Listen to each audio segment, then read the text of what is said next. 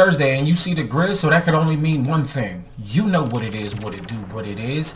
I am the Grizz, Dakota Griswold, and welcome back to Yesterday Today. This, of course, is the show where I bring you some of the biggest gaming news you may have missed from yesterday today, and I hope y'all liking the whole new screen setup and stuff like that. Just experimenting, and let's see. So we got to talk about how Metroid Prime Remastered, the physical editions, they appear to have been delayed, and Kirby making the rounds, and we got some other stuff to really dig into, but let's get right into it. Alright, so first off, I want to talk about my displeasure with the physical release of this Metroid Prime Remastered thing, right? So just 2 weeks ago, we heard about Metroid Prime Remastered coming out and being shadow dropped immediately on the Switch eShop, and they also announced that a physical edition was coming 2 weeks later. That yesterday on the 22nd. Well, guess what?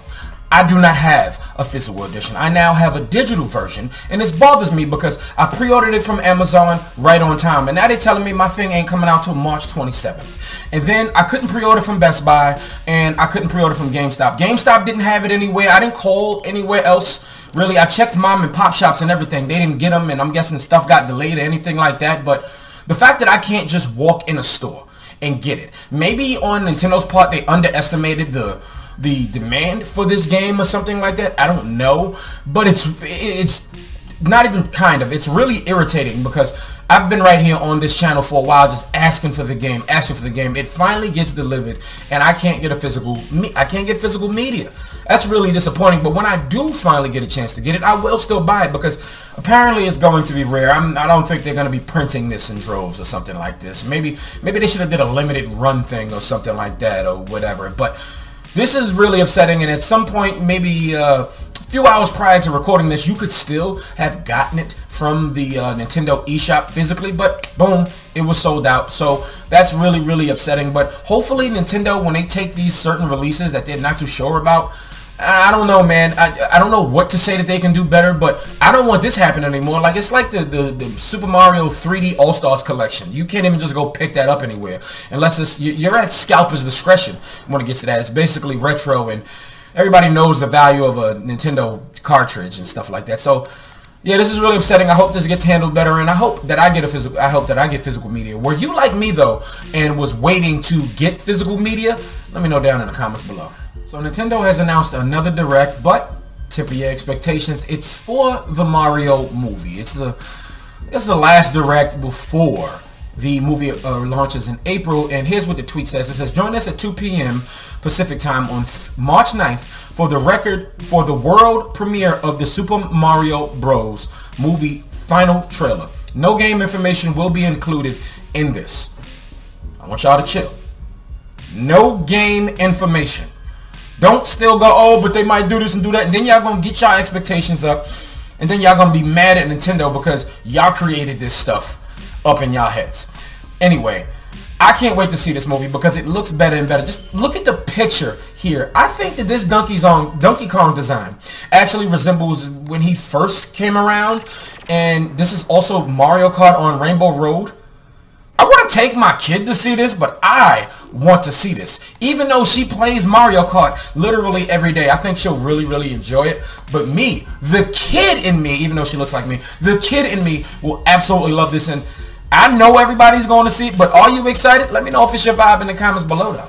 So the PSVR 2 dropped yesterday with over 40 plus games, and not a bad lineup. Only the fact that there is quite a few games that just basically need an upgrade because they were also playable on the last version. But they even got an announcement that Resident Evil 4 Remake, when it launches, it will have free, well, not right away, it'll have free DLC, and that's in VR mode, and they're already working on that. That's really, really good. But I want to talk about something from 11 years ago that launched on this exact date, the PlayStation Vita.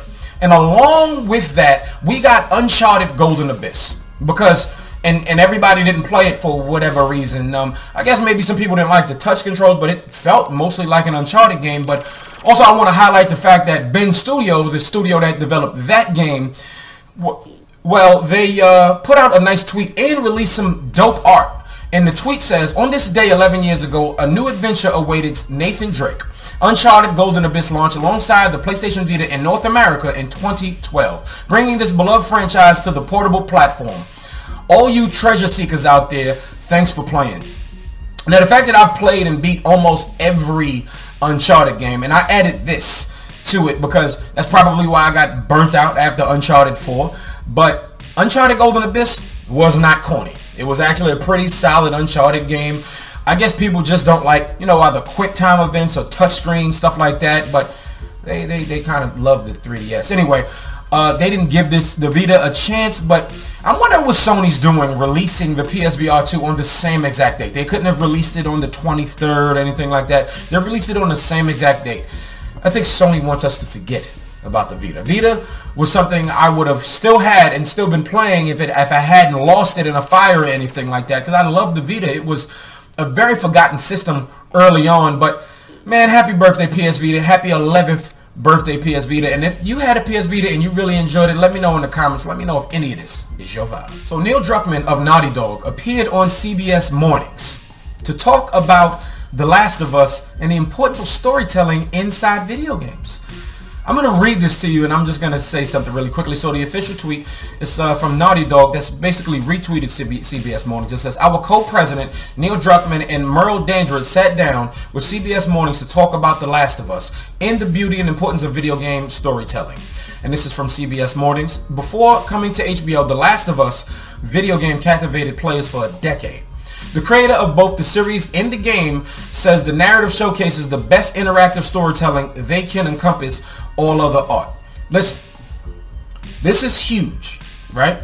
I'm going to tell you why it's huge, because we've suffered all the terrible video game adaptations of movies and stuff like that. And now we got The Last of Us giving us an example that there is something to love about video games, and a lot of people are asking more questions. Was the game really like this? Was this in the game? And I'm like, yeah, it was, or this was different, but the game was a little bit more brutal and stuff like that, and people are just really interested. A friend of mine just even said, I might gonna go back and play it. Eventually I'm gonna play it, but The Last of Us Part 1, the remake, isn't for all of the people that have played it before. It's for the people watching the show and they're interested in the game, and I'm loving the way Sony is doing this and the way things are coming, and I'm happy to see it's on CBS Mornings. It's on national TV, so even more people know the show exists, know that it was a game, and now maybe people will respect video games as an art form. Alright, so Kirby reviews are officially in. Kirby Return to Dreamland Deluxe. That is a 12-year-old Wii game being remastered and touched up and brought up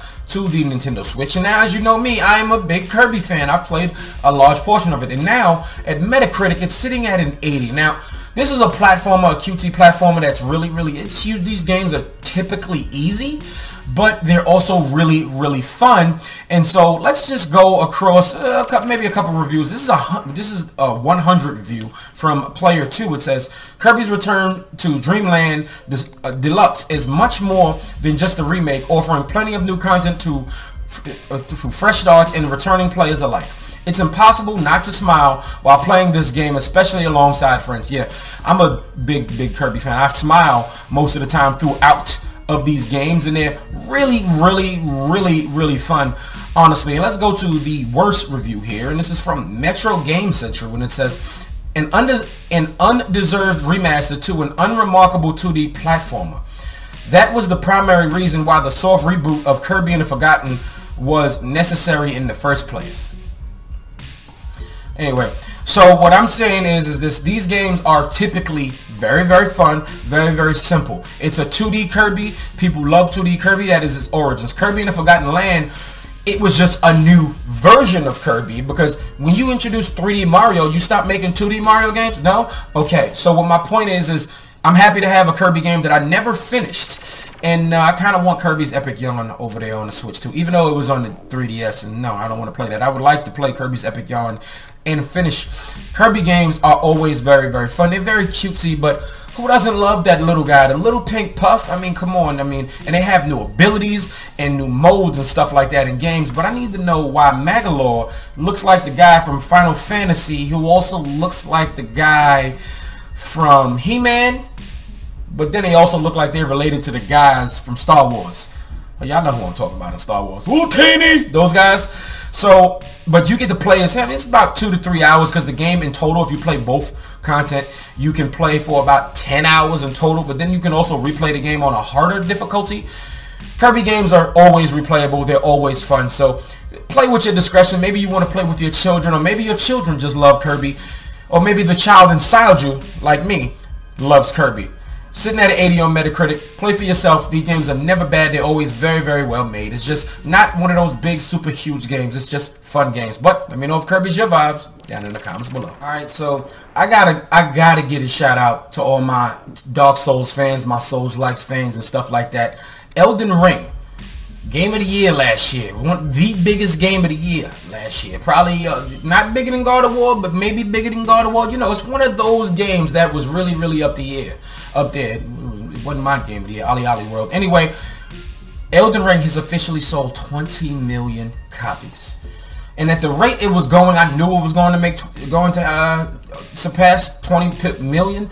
I feel like it might get to 25. It might get to 30, honestly, because we are in February. It's a year after Elden Ring has come out, and it sold 20 million. So imagine what it can do in another few months or even another year, because I do feel like they're going to keep updating it just a smidge. I don't know if they're going to have DLC. It's been rumored, but I'm happy for y'all. I'm eventually going to try it out. Maybe when it drops in price on sale, or maybe I'll Gamefly it or something like that. But Elden Ring, a Souls-like game, 20 million copies. Yeah, man, that's something worth noting. Y'all, that's a wrap for today. I really thank y'all for coming through, and let me know if any of this is your vibe down in the comments below. Are you one of those 20 million with Elden Ring, and are you going to see that Mario movie? And are you going to be playing Kirby by yourself with children? Are you a child? Whoever, the inner child, it doesn't matter. Go ahead and enjoy whatever you play it when you play it. So if you are new here, hit that red subscribe button on your way out, and make sure you turn on all notifications so you can get your boys' posts every day at 9 a.m. Monday to Friday, helping you get your workday started. And go ahead and hit the like button on your way out. And if you dislike whatever you heard or have any disagreements, holla at your boy in the comments. Let us have a healthy dialogue. Once again, thank y'all so much for watching. See y'all tomorrow. And this video is finito. I'm about to play Mad Metroid Prime. Seriously, I might not even finish watching wrestling. But then at the same time, the Switch is portable, but I want to play it on the TV. I think y'all get me. Y'all get me.